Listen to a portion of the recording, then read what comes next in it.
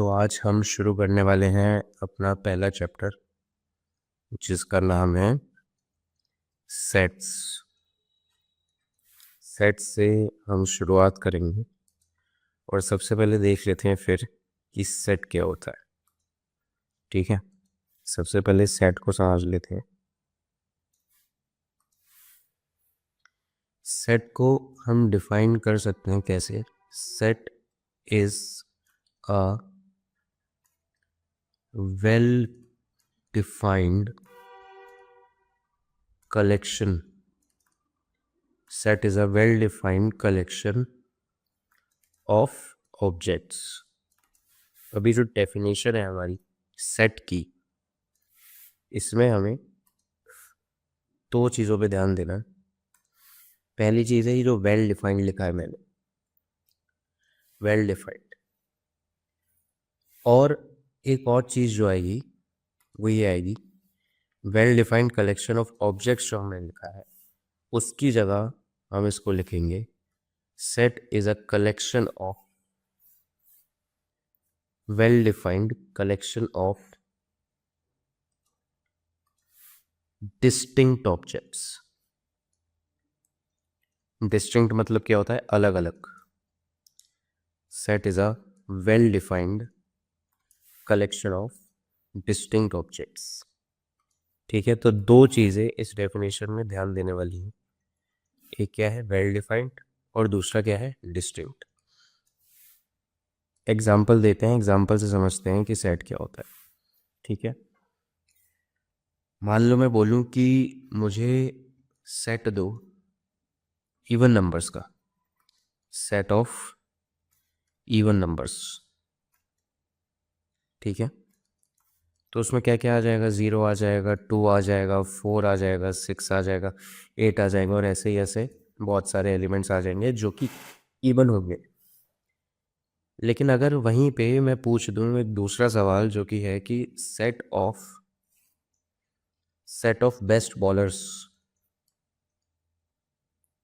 अब मैं अगर सेट ऑफ बेस्ट बॉलर्स पूछ दूं तो इसमें कोई कहेगा कि भाई जसप्रीत बुमराह को डाल दो, कोई कहेगा कि ब्रेटली को डाल दो, कोई कहेगा कि मिशेल स्टार्क को डाल दो, कोई कहेगा मिशेल जॉनसन को डाल दो, कोई कहेगा जेम्स एंडरसन को डाल दो। तो सबके अलग अलग ओपिनियंस होंगे, है ना। कोई कहेगा बुमराह आना चाहिए, नहीं आना चाहिए, कोई बोलेगा एंडरसन इस सेट में होना चाहिए, कोई बोलेगा नहीं होना चाहिए। तो ये जो दो सेट्स के एग्जाम्पल मैंने दिखाए, ठीक है ना, एक था सेट ऑफ इवन नंबर वाला और फिर दूसरा अपना आया सेट ऑफ बेस्ट बॉलर्स वाला। इन दोनों में अंतर क्या देखने को मिला? जिस चीज़ का अंतर देखने को मिला वो था वेल डिफाइंड वाली चीज़, है ना। सेट ऑफ इवन नंबर्स ये वेल डिफाइंड था। दुनिया में किसी से भी मैं सेट ऑफ इवन नंबर्स पूछूंगा तो वो मुझको यही सेट देगा। लेकिन दुनिया में मैं किसी से भी जाके पूछूंगा सेट ऑफ बेस्ट बॉलर्स बताओ तो उसके अलग अलग निकलेगा आंसर। कोई कहेगा बुमराह और एंडरसन, कोई कहेगा ब्रेटली और मिशेल जॉनसन, तो कोई कहेगा कुछ, तो कोई कहेगा कुछ। तो ये हमारी सेट की डेफिनेशन थी। Set can be defined as a well defined collection of objects. Set को हम डिनोट करते हैं कैपिटल लेटर से। ठीक है, कुछ भी कैपिटल लेटर हो सकता है अपना, उससे हम सेट को डिनोट करते हैं। तो ये हमने देखा कि ये अपना एक सेट हो गया, मगर ये एक सेट नहीं है। ये एक सेट क्यों नहीं है? क्योंकि ये वेल डिफाइंड नहीं था, वो वेल डिफाइंड भी है, डिस्टिंक्ट ऑब्जेक्ट्स भी हैं। इसमें भले ही डिस्टिंक्ट ऑब्जेक्ट्स आ जाएं मगर वेल डिफाइंड नहीं। सेट को हम डिनोट कैसे करते हैं? कैपिटल लेटर से। Capital letters are used to denote a set. Set को हम इसलिए पढ़ रहे हैं क्योंकि हमें वेन डायग्राम पढ़ना होगा जो हमारी रीजनिंग का पार्ट है। और लेकिन वेन डायग्राम अभी हम इस पार्ट में नहीं पढ़ेंगे, पहले सेट समझेंगे। उसके बाद जब हम वेन डायग्राम पढ़ रहे होंगे तो उसी के साथ रीजनिंग के सारे क्वेश्चंस करेंगे, सारे टाइप्स के क्वेश्चन करेंगे वेन डायग्राम से जितने भी रिलेटेड है। ठीक है, तो एक चीज़ देखना, मैंने कहा कि सेट को डिनोट करते हैं कैपिटल लेटर से। मान लेते हैं अपने पास एक सेट है ए, उसमें कुछ एलिमेंट्स आ रहे हैं, 1 आ गया, 4 आ गया, ए आ गया, ई आ गया, 2 आ गया। ठीक है, तो इसकी कुछ ना कुछ डेफिनेशन रही होगी। अभी हो सकता है कोई बोल दे कि ये वेल डिफाइंड नहीं है, हमें नहीं पता कि जब हमसे ये सेट मांगा गया था तो हमसे क्या पूछा गया था। जैसे कि यहाँ पे हमसे बेस्ट बॉलर्स पूछ लिया, है ना। हो सकता है जो हमसे सेट मांगा वहाँ पे हमें जो कंडीशंस बताई हैं उसके अकॉर्डिंग यही एलिमेंट्स आ जाए। ठीक है, तो अब इसको कोई ये मत बोलना कि ये वेल डिफाइंड नहीं है। तो मान लो अपने पास ये की सेट है, ठीक है। अब इस सेट में ये जो देखने को मिल रहा है ना, हमें 1 लिखा हुआ है, 1 लिखा है इधर, इधर ए लिखा है, ये 4 लिखा है, ये ई लिखा है स्मॉल में, ये 2 लिखा है। ये जो कैपिटल ए था ये तो हमने यहाँ पे देख लिया कि कैपिटल लेटर्स को यूज़ करते हैं सेट को डिनोट करने के लिए। लेकिन ये 1 क्या है, ये 4 क्या है, ये ए क्या है, ये ई क्या है, ये 2 क्या है, तो ये होते हैं सेट के एलिमेंट्स। किसी भी सेट के अंदर जितनी भी सिंबल्स कह लो, जो भी बोल लो, उनको हम क्या बोलते हैं, किस नाम से उनको जाना जाता है, और उनको जिस नाम से जाना जाता है वो होते हैं एलिमेंट्स। ये सारे सेट के एलिमेंट्स हैं। तो मैं बोलूँगा कि 2 is an element, 2 is an element of set ए। ठीक है, 2 is an element of set ए, ऐसा मैं बोल सकता हूँ। अगर कोई पूछे क्या 1 सेट ए का एलिमेंट है, तो बिल्कुल 1 is an element of set A, 4 is an element of set A, A is an element of set A, E भी सेट ए का एलिमेंट है। तो ये अपने एलिमेंट्स हो गए। इसके बाद जब हम अगले पेज पे चलते हैं, अब हम देखेंगे कि सेट को जब हम कह दो कि डिफाइन कर रहे हैं या बना रहे हैं, तो हमारे पास 2 मेथड्स हैं। पहला मेथड जो होता है वो होता है रोस्टर मेथड।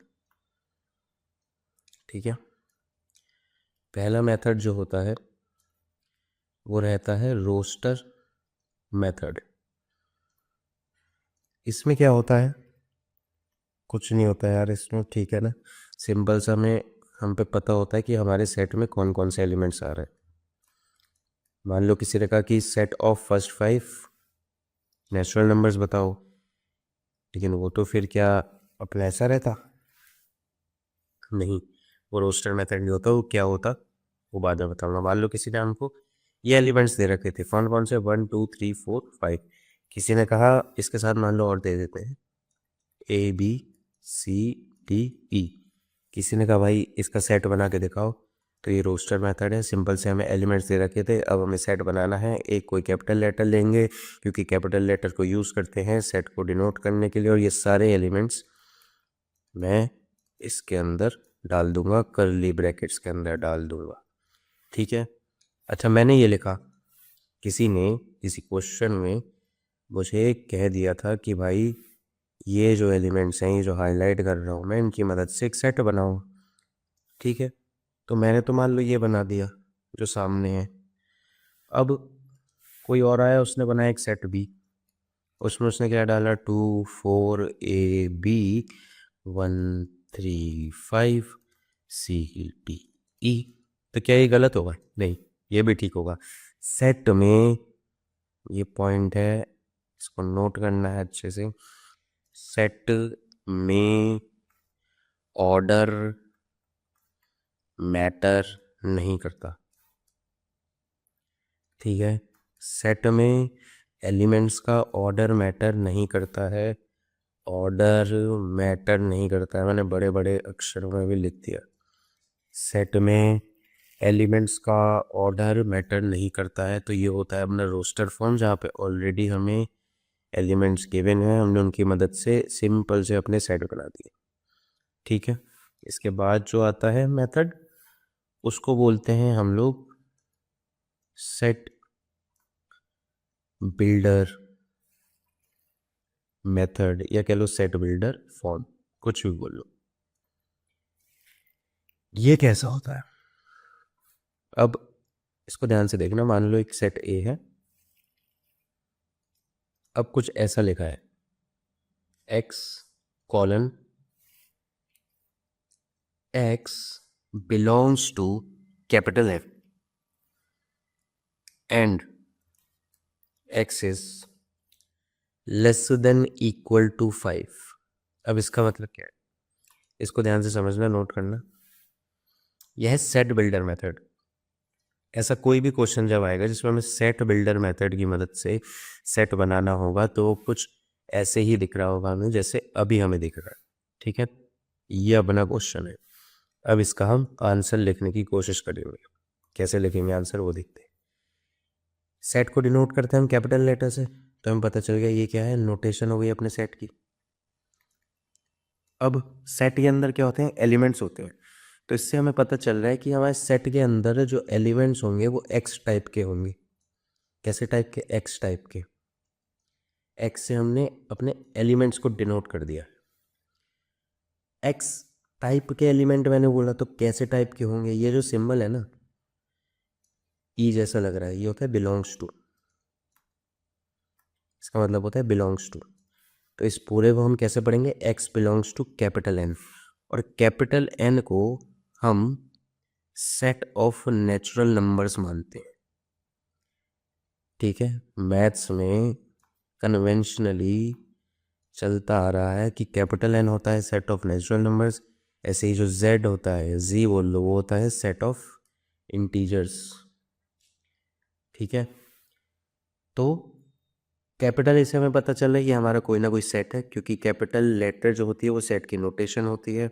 कर्ली ब्रैकेट आए, एक्स उस सेट के एलिमेंट होंगे, किस टाइप के एलिमेंट होंगे वो हमें यहाँ से पता चला कि X belongs to capital N, यानी कि हमारे सेट के अंदर जितने भी एलिमेंट्स आएंगे वो नेचुरल नंबर होंगे। और एक कंडीशन दे दी हमने कि X less than equal to 5 होगा। इसका मतलब जो हमारा सेट ए बन के आएगा उसमें एक्स टाइप के एलिमेंट होंगे। और एक्स कैसे टाइप के एलिमेंट है, नेचुरल नंबर है। और कहाँ तक जा रहे हो नेचुरल नंबर, या तो भाई 5 से छोटे हो या 5 के बराबर हो, उससे बड़े नहीं होने चाहिए। यानी कि 1, 2, 3, 4, 5। ये हो गया अपना सेट बिल्डर फॉर्म। तो हमने अभी तक क्या क्या देख लिया, अभी तक हमने सेट के बारे में देख लिया कि set is a well defined collection of objects. Set of even number, set of best bowlers की मदद से हमने एक्सप्लेन करा कि इसमें से कौन सा एक सेट है, कौन सा सेट नहीं है। कैपिटल लेटर्स की मदद से हम सेट को डिनोट करते हैं, ये भी देख लिया। सेट के एलिमेंट्स क्या होते हैं हमने वो भी देख लिया। उसके बाद हमने सेट के 2 मेथड्स देख लिए, रोस्टर मेथड और सेट बिल्डर मेथड। अब आगे हम देखेंगे इसके आगे कार्डिनल नंबर क्या होता है। मान लो मेरे पास एक सेट है ए ई आई ओ यू, कोई भी कह देते हैं सेट ऑफ वॉवल्स। अगर मैं इसमें पूछूं कि कितने एलिमेंट्स हैं, number of elements in set A, तो हम गिनेंगे 1 2 3 4 5। तो number of elements in set A is equals to 5।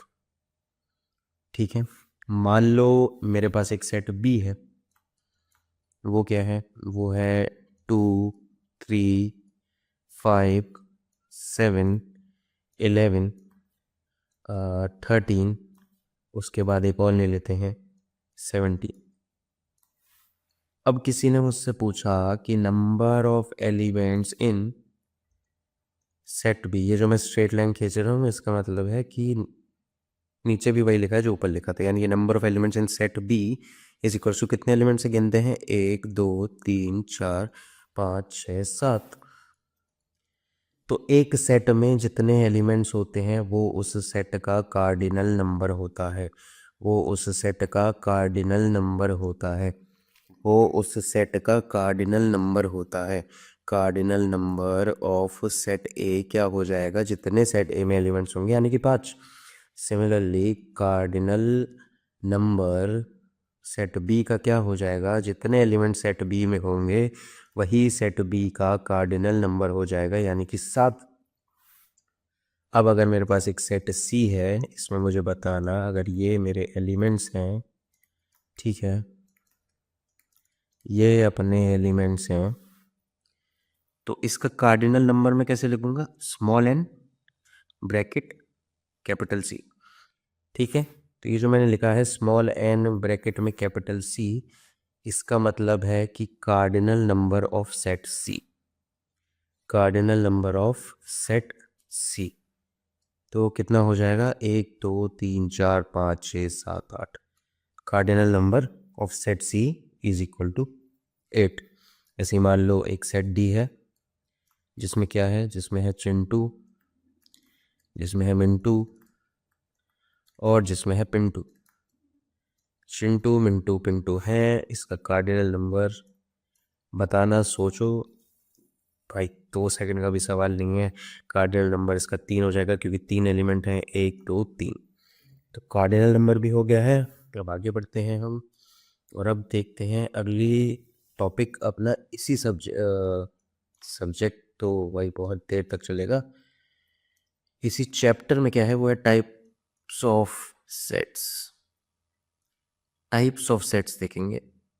Sets काफ़ी तरह के होते हैं, हर तरीके का हम देख नहीं रहे क्योंकि सेट्स के बारे में हम बहुत बेसिक इन्फॉर्मेशन चाहिए ताकि हम वेन डायग्राम को थोड़ा आसानी से समझ पाए। ठीक है, और कोई बात नहीं है। तो सबसे पहला जो सेट आता है,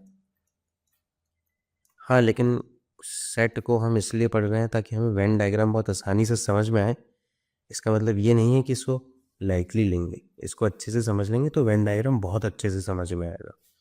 ठीक है, सबसे पहला सेट है नल सेट। इसको एम्प्टी सेट भी बोल सकते हैं। अब थोड़ा थोड़ा समझ में आ रहा होगा, मतलब दिमाग में जा रहा होगा कि एम्प्टी सेट इसका मतलब क्या होगा, है ना। इसकी प्रॉपर्टीज़ देख लेते हैं, क्या प्रॉपर्टीज़ हैं इसकी। मान लेते हैं कि कोई सेट ए है जिसको मैं नल सेट बोल रहा हूँ। तो नल सेट की प्रॉपर्टी ये होती है कि उसका कार्डिनल नंबर 0 होता है। ठीक है, उसका कार्डिनल नंबर 0 होता है।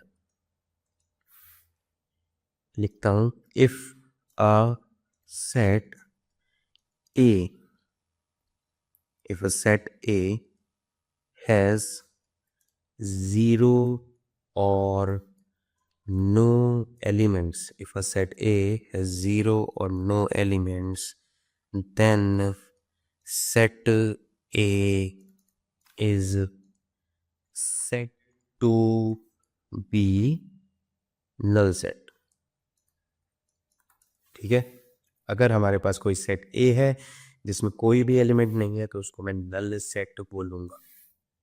तो जब कोई भी एलिमेंट नहीं है यानी कि 0 एलिमेंट्स हैं तो कार्डिनल नंबर क्या हो जाएगा, 0 हो जाएगा। अच्छा, अगर किसी सेट में कोई भी एलिमेंट होता नहीं है तो वो दिखता कैसा है, नॉर्मल दिखेगा यार, बस अंदर कुछ होगा नहीं।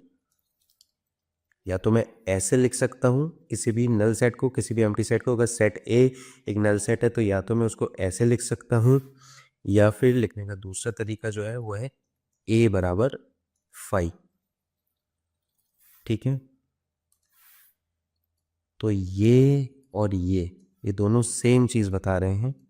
क्या बता रहे हैं, set A has no element. ठीक है, set A has no element. ध्यान रखना कि अगर मैं ऐसा लिख दूँ ए बराबर, तो अब अगर मैं कार्डिनल नंबर देखूंगा ना ये का तो वो 1 हो जाएगा। अब इसको मैं एम्प्टी सेट नहीं बोल सकता हूँ।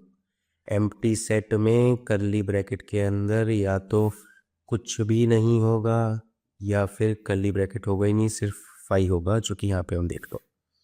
ठीक है, तो नल सेट हमको समझ में आया है, नल सेट को ही एम्प्टी सेट भी बोलते हैं। इसके बाद देख लेते हैं जो अगले टाइप के सेट होते हैं। ठीक है, वो है इक्विवेलेंट सेट। इक्विवेलेंट सेट्स, मान लो मेरे पास 2 सेट है। Let us say that we have 2 sets. ठीक है, मान लो अपने पास 2 सेट्स हैं, सेट ए और set B. If cardinal number of set A is equals to cardinal number of set B. ठीक है, तो क्या होगा, अगर ए और बी का कार्डिनल नंबर सेम होगा तो क्या होगा, क्या होगा, उनको मैं बोल दूंगा equivalent set. Then A and B are said to be equivalent sets. अब मुझे बताना, पहले इसका एग्जांपल देख लेते हैं कि ए है, ए बी सी डी, और बी है अपना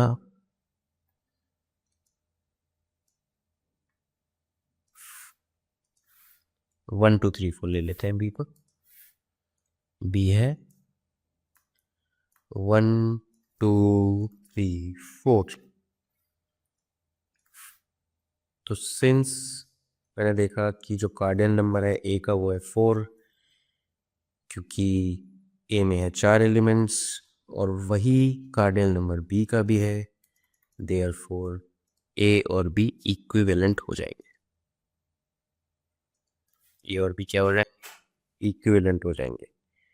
ए और बी क्या हो जाएंगे, इक्विवेलेंट हो जाएंगे। ए और बी क्या हो जाएंगे, इक्विवेलेंट हो जाएंगे। ठीक है, इसमें कोई डाउट होने चाहिए। अगर मैं एक सेट ले आता सी, जो कुछ ऐसा होता है ए बी सी डी ई, अब मैं पूछता कि क्या ए और सी इक्विवेलेंट हैं, तो जवाब नहीं आएगा, क्योंकि सी का कार्डिनल नंबर 5 है, ए का कार्डिनल नंबर 4 है। अगर मैं पूछता क्या बी और सी इक्विवेलेंट हैं, तो जवाब नहीं आएगा, क्योंकि बी का कार्डिनल नंबर 4 है, सी का कार्डिनल नंबर 5 है। अगर मैं सवाल पूछता कि क्या ए और बी इक्विवेलेंट है, तो जवाब हाँ आएगा, क्योंकि ए का जो कार्डिनल नंबर है वही बी का भी कार्डिनल नंबर है। इसके बाद देख लेते हैं हम इक्वल सेट्स क्या होते हैं हमारे। इक्वल सेट्स,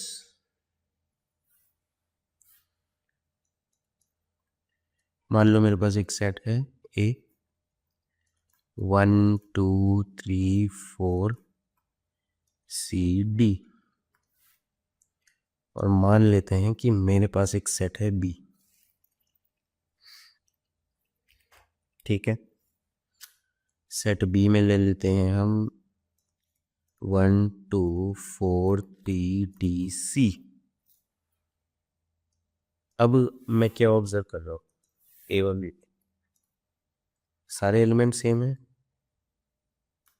ना, सारे एलिमेंट सेम। जो एलिमेंट्स सेट ए में हैं, जो एलिमेंट सेट ए में हैं, जो एलिमेंट सेट ए में है, वो सारे के सारे एलिमेंट मुझे सेट बी में भी दिख रहे हैं, है कि नहीं। तो all elements are same, cardinal number भी सेम है ना। भाई जब सारे एलिमेंट सेम होंगे, जितने जो एलिमेंट सेट ए में है, जो एलिमेंट सेट ए में है, फिर से बोल रहा हूँ मैं कि भाई जो एलिमेंट सेट ए में है वो सारे एलिमेंट सेट बी में भी हैं। इसका मतलब क्या हुआ, इसका मतलब हुआ ऑल एलिमेंट्स आर सेम। तो कार्डिनल नंबर भी सेम होगा, cardinal number is also same. तो जब ऐसा आ जाए तो ऐसे सेट्स को हम क्या बोल देते हैं, ऐसे सेट्स को हम इक्वल सेट्स बोल देते हैं। ऐसे सेट्स को हम इक्वल सेट बोल देते हैं। तो यहाँ से अपने बहुत ही बढ़िया पॉइंट आ जाएगा। क्या होगा वो point, all equal sets are also equivalent. ठीक है, इक्वल सेट की कंडीशन ही ये है कि जो एलिमेंट, अगर मैं सेट ए और सेट बी को इक्वल बोल रहा हूँ, तो जो एलिमेंट सेट ए में होंगे वो सेट बी में होंगे, और जो एलिमेंट सेट बी में होंगे वो एलिमेंट सेट ए में भी होंगे। ठीक है, तो जब दोनों में सेम एलिमेंट्स होंगे तो जाहिर सी बात है कि उनका कार्डिनल नंबर भी सेम होगा। इसलिए all equal sets are equivalent, but all equivalent, but all equivalent sets are not equal. ठीक है, सारे के सारे इक्वल सेट्स जो हैं हमारे, सारे के सारे जो हमारे इक्वल सेट्स हैं वो इक्विवेलेंट होंगे। सारे के सारे इक्वल सेट्स इक्विवेलेंट होंगे, लेकिन सारे के सारे इक्विवेलेंट सेट्स, सारे के सारे इक्विवेलेंट सेट्स इक्वल नहीं होंगे। ठीक है, इतना हमारा हो चुका है। पीछे जाते हैं एक बार और यहाँ पे देखते हैं कि ये जो अपना था, ये देखो इक्विवेलेंट सेट है अपना। ए है यहाँ पे, बी है, ए का कार्डिनल नंबर 4 है, बी का कार्डिनल नंबर भी 4 है। इक्विवेलेंट तो है, लेकिन क्या ये इक्वल है? नहीं, इक्वल तो नहीं है ना। लेकिन अगर ये ऐसा होता, सी जो है उसमें ई होता ही नहीं, मान लो ई नहीं होता, तो मैं ए और सी को इक्विवेलेंट तो बोलते ही बोलता, क्योंकि सेम नंबर ऑफ एलिमेंट्स हैं। साथ ही साथ इक्वल भी बोल देता, क्योंकि सेम एलिमेंट्स हैं। तो इसलिए हमने लिखा है कि all equal sets are also equivalent, but all equivalent sets are not equal. ठीक है, आगे देखते हैं। अब सबसेट को देख लेते हैं। ठीक है, सबसेट के बारे में ज़रा सा देख लेते हैं, क्योंकि जब हम वेन डायग्राम देख रहे होंगे तो कहीं ना कहीं हमारा थोड़ी बहुत हेल्प कर सकता है सबसेट। ठीक है, तो अपना अगला टॉपिक है सबसेट। सबसेट, सबसेट कैसे बोलूँगा मैं? मान लो मेरे पे एक सेट है ए, एक सेट है बी। ठीक है, एक सेट है ए, एक सेट है बी।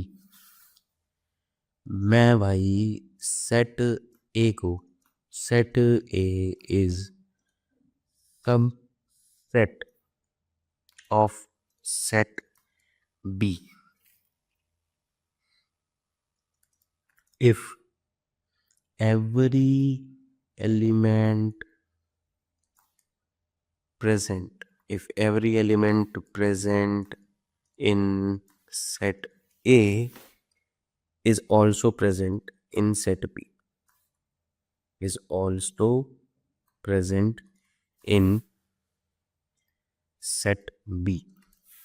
देखते हैं, मान लो भाई मेरा सेट है ये, set A B C D है, और जो अपना सेट बी है वो पता है क्या है? वो है D A E C P F G J के।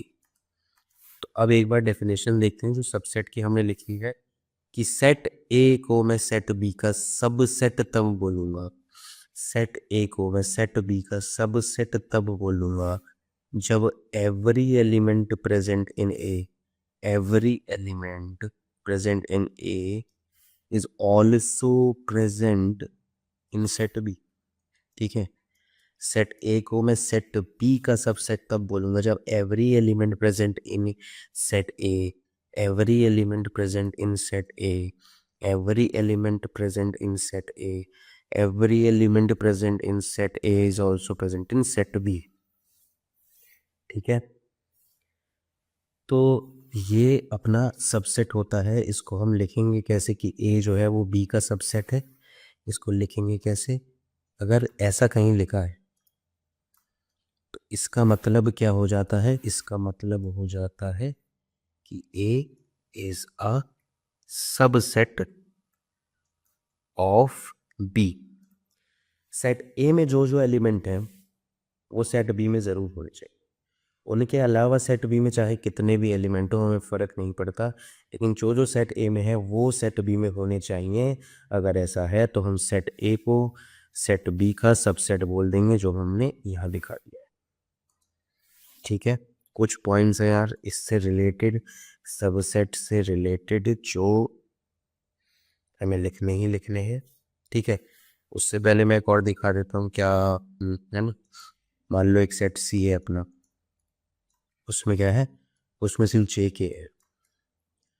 अब सी को इस डेफिनेशन में सेट ए से रिप्लेस करो। यहाँ जहाँ ए लिखा है ना वहाँ सी डाल दो। set C is a subset of set B if every element present in set C is also present in set B. Every element present in set C, कौन कौन सा एलिमेंट प्रेजेंट है? J और K, वो set B में भी होते हैं, J और K हैं, है ना? J और K तो है भाई, J और K तो है, J और K तो है, तो C को क्या बोल दूंगा मैं? क्या मैं C को सबसेट बोल सकता हूँ? क्या मैं C को B का सबसेट बोल सकता हूँ? बिल्कुल बोल सकता हूँ। C भी अपना B का सबसेट हो गया। ठीक है, कुछ पॉइंट देख लेते हैं। पहला पॉइंट जो है वो ये है कि a set is always subset of itself। एक सेट हमेशा खुद का सबसेट होगा, एक सेट हमेशा खुद का सबसेट होगा। दूसरा पॉइंट है कि empty set is subset of every set. दुनिया में जितने भी सेट होंगे, अगर मैं उनका सबसेट लिखने जाऊंगा तो उनमें से एक सेट तो एम्प्टी सेट होगा। क्या मतलब है इस चीज़ का? यहाँ पे दिखाता हूँ। मान लो एक सेट है D, ठीक है, 2 4 6 8।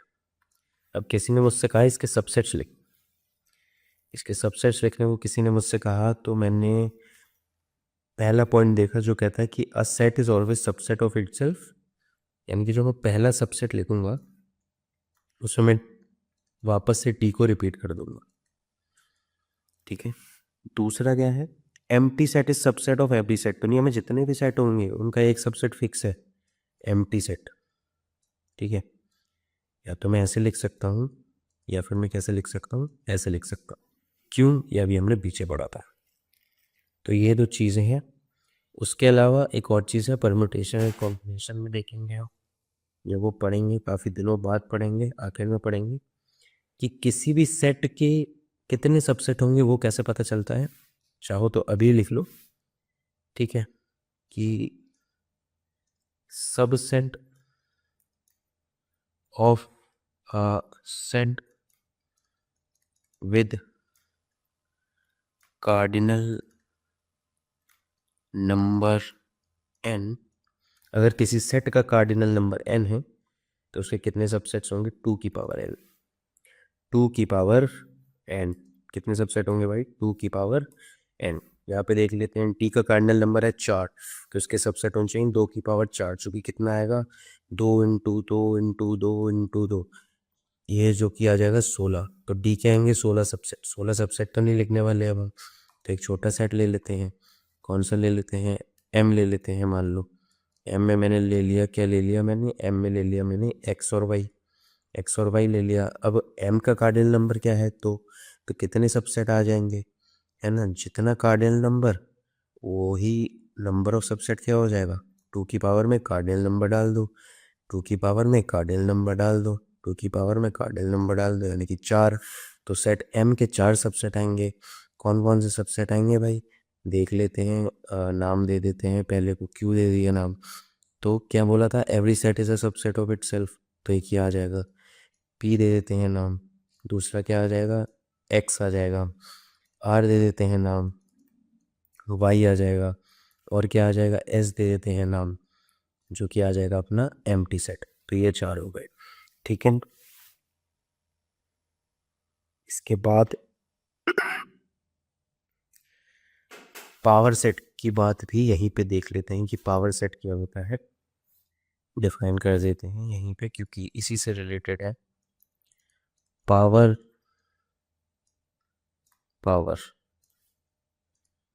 Set is a collection. Power set is a collection of all subsets of a set। ठीक है, क्या कहने का मतलब है कि अगर मैं पूछूं कि m का पावर सेट क्या होगा, अगर मैं ये पूछ लूँ कि m का पावर सेट क्या होगा, तो m के जितने भी सबसेट आए हैं इनकी मदद से एक नया सेट बना देंगे। ठीक है, वही पावर सेट हो जाएगा अपने एम का। ठीक है, पावर सेट क्या है? Collection of all subsets of a set, तो वो डाल दिए मैंने, है ना। तो पावर सेट में कितने एलिमेंट होंगे? जितने सबसेट होंगे यार।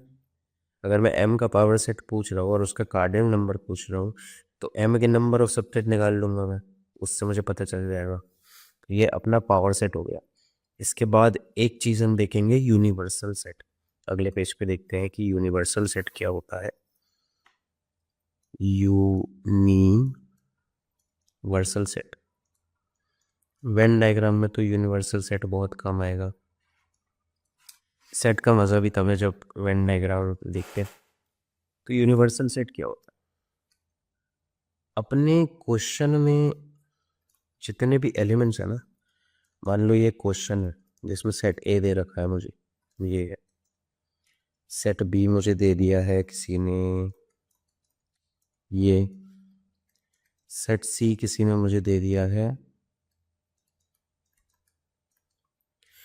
तो हमारे क्वेश्चन में देखा मैंने कौन कौन से एलिमेंट्स है। 1 है, 2 है, 3 है, 4 है, 5 है, 6 है, 9 है, ए है, बी है, सी है, डी है ना।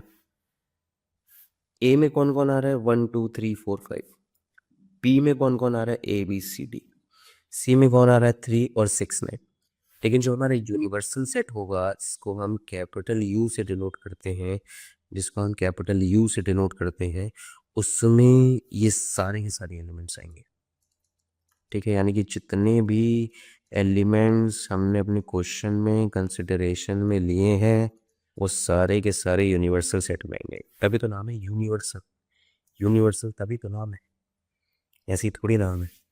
हम देख लेते हैं अलजेब्रा ऑफ सेट्स को।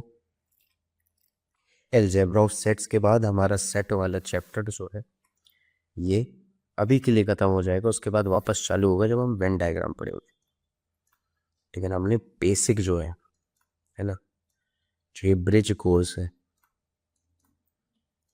वो हमने सेट्स का ब्रिज कोर्स कर लिया होगा। अलजेब्रा ऑफ सेट्स, सेट्स में कौन कौन से ऑपरेशन लगते हैं?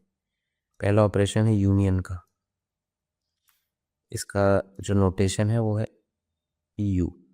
ठीक है, थोड़ा अलग यू है ये। जो यूनिवर्सल सेट का यू ऐसे बना सकते हो, तो इसका थोड़ा ऐसे बना देना बस। यूनिवर्सल सेट का यू थोड़ा ऐसे बना सकते हो, तो इसका थोड़ा सा ऐसे बना देना। ठीक है, इसको देखते हैं अब कि यूनियन क्या बताता है। यूनियन सिंपल सी चीज़ बताता है यार। मान लो नेक्स्ट सेट है ए, इसमें 3 एलिमेंट लिए ए बी सी। एक सेट है बी, इसमें मैंने ले लिया सी डी 1 2। अब किसी ने मुझसे कहा कि ए यूनियन बी बता दो भाई, मुझको ए यूनियन बी बता दो,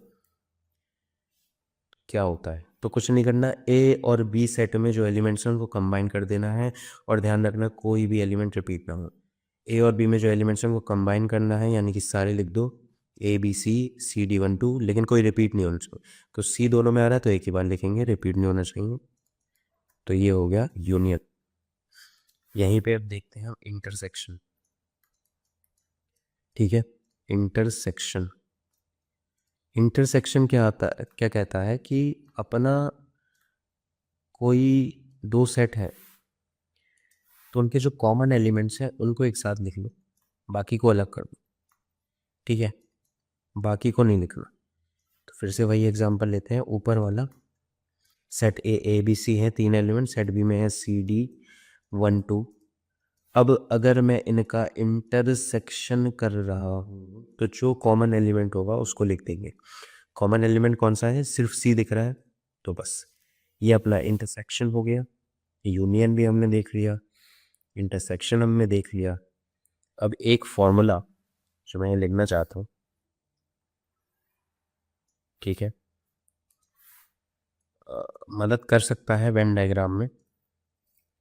वो फॉर्मूला क्या कहता है कि ए यूनियन बी जो अपना सेट बनेगा, उसका जो कार्डिनल नंबर होगा वो कैसे निकलेगा?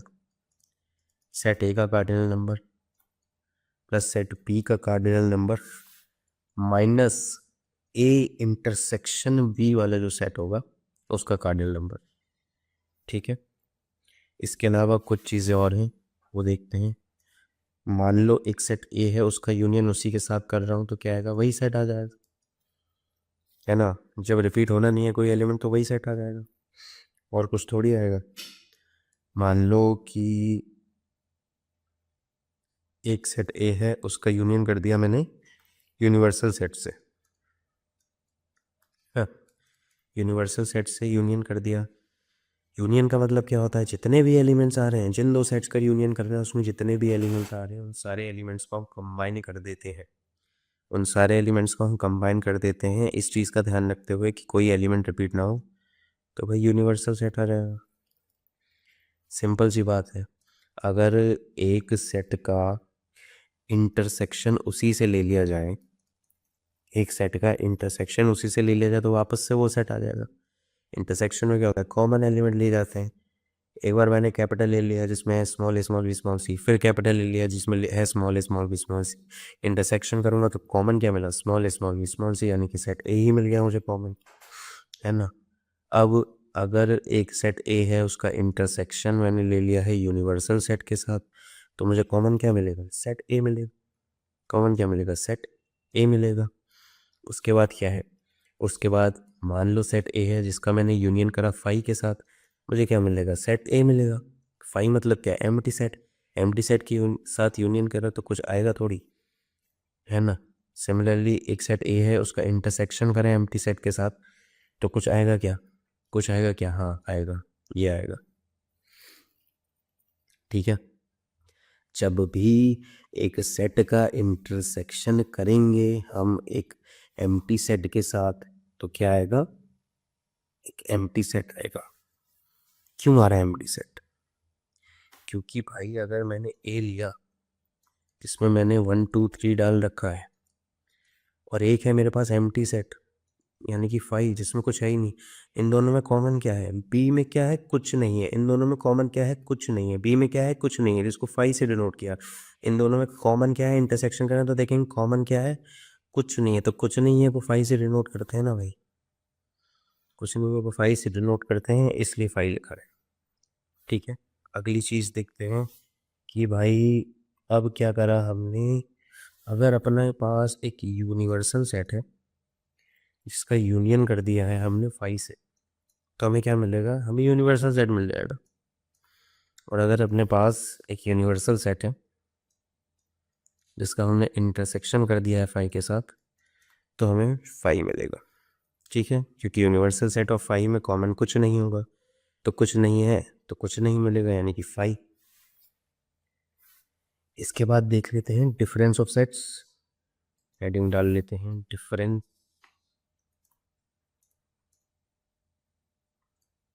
Difference of sets. ये अपनी हेडिंग हो गई, डिफरेंस ऑफ सेट्स। अगर मान लो सेट ए है 1 2 3 4 5, सेट बी है मान लेते हैं अपना 4 5 6 7 8।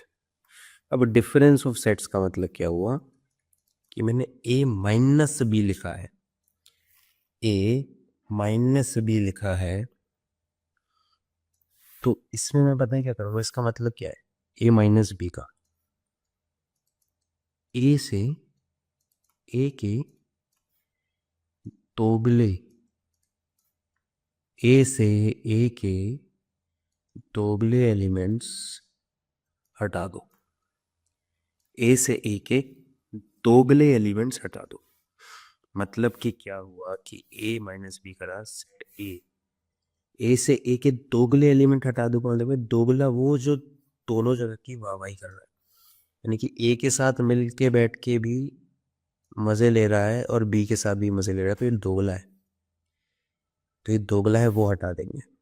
ठीक है, यानी कि गद्दार है तो इसको हम हटा दें।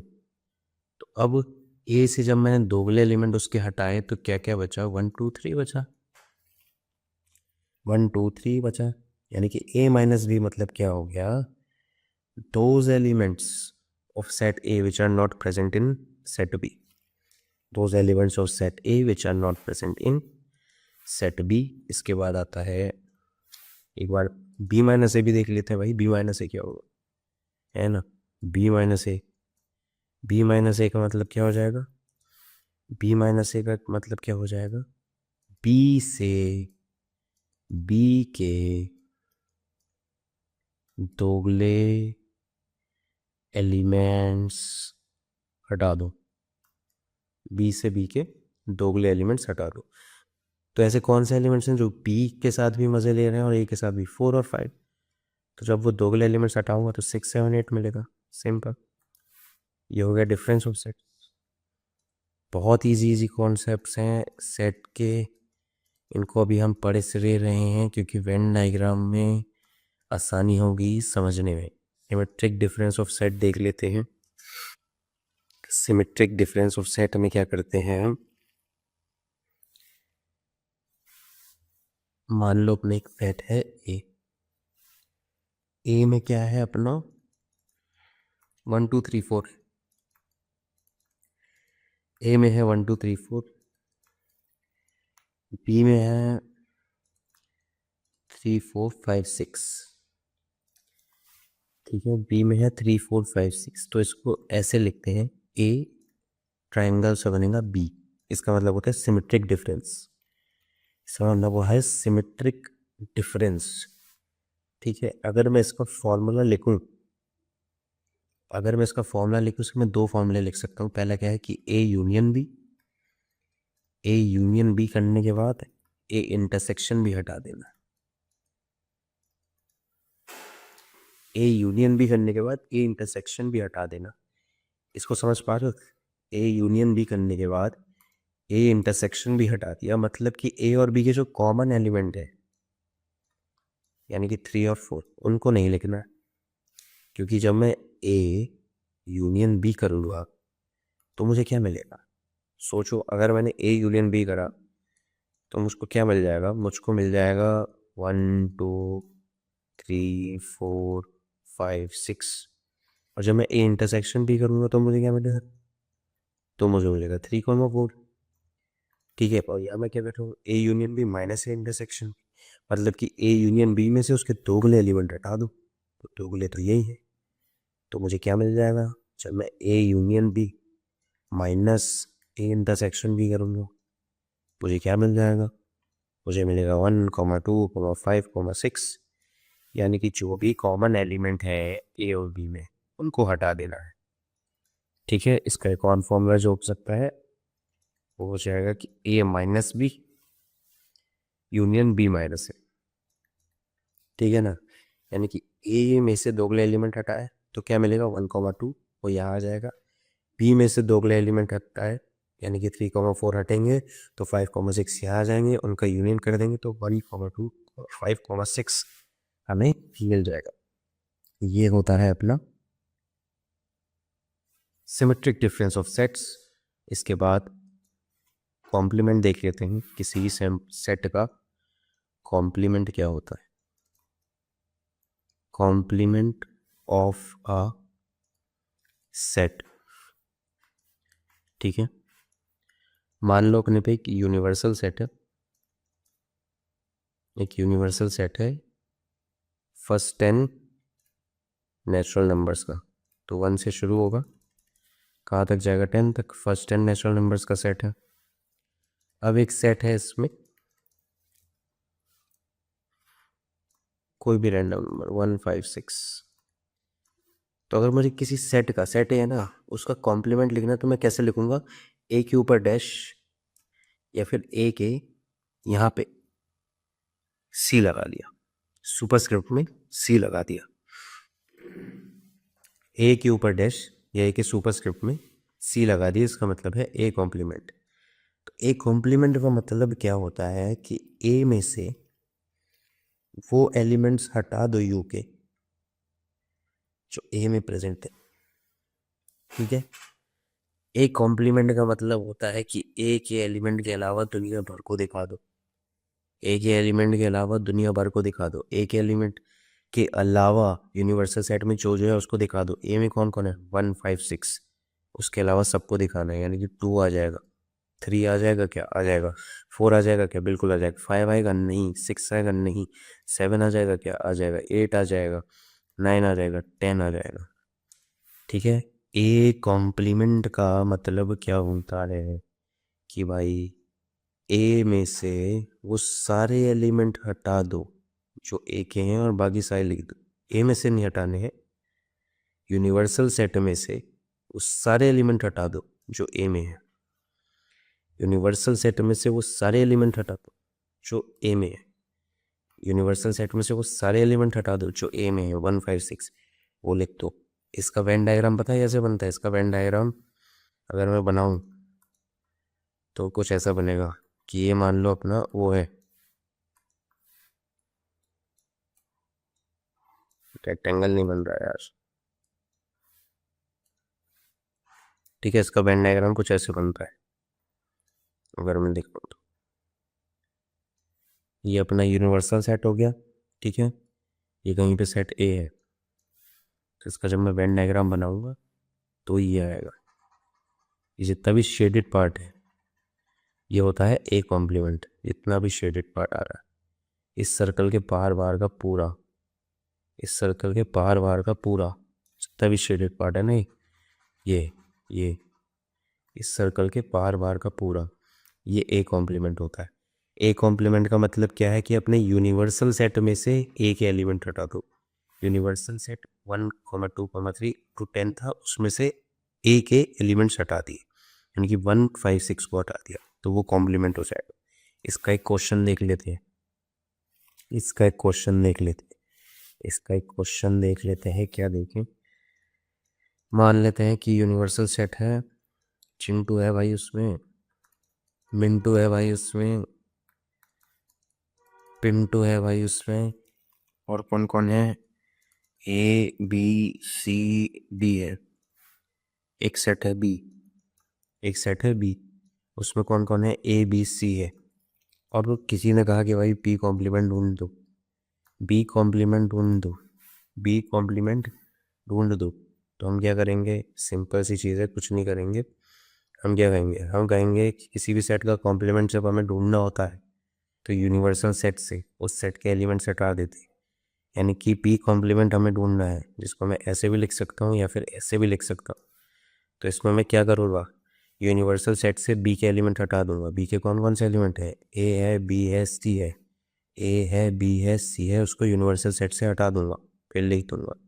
यानी कि क्या मिलेगा मुझे, मुझे मिलेगा चिंटू, मुझे मिलेगा मिंटू, मुझे मिलेगा पिंटू, और मुझे मिल जाएगा, और मुझे मिल जाएगा डी। तो ये था अपना सेट का चैप्टर। अब इसमें आगे जो बचा है वो वेन डायग्राम बचा है।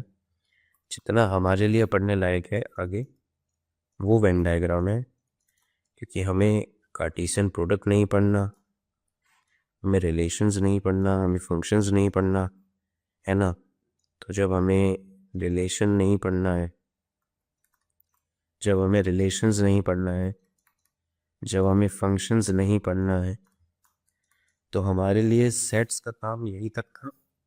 अब हम आगे जब वेन डायग्राम पढ़ेंगे तो ये जो हमने पढ़ा है ये हमारे काफ़ी काम आएगा।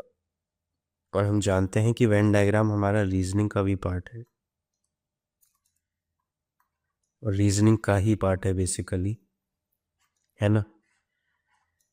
तो जब हम वो रीजनिंग करेंगे तो हमें समझ में आएगा, वहाँ पे जब हम सेट्स का इम्प्लीमेंटेशन देखेंगे तब हमें समझ में आएगा कि भाई सेट्स हमने पढ़ लिया था तो उसकी वजह से हमें यहाँ बहुत ज़्यादा मदद हो रही है।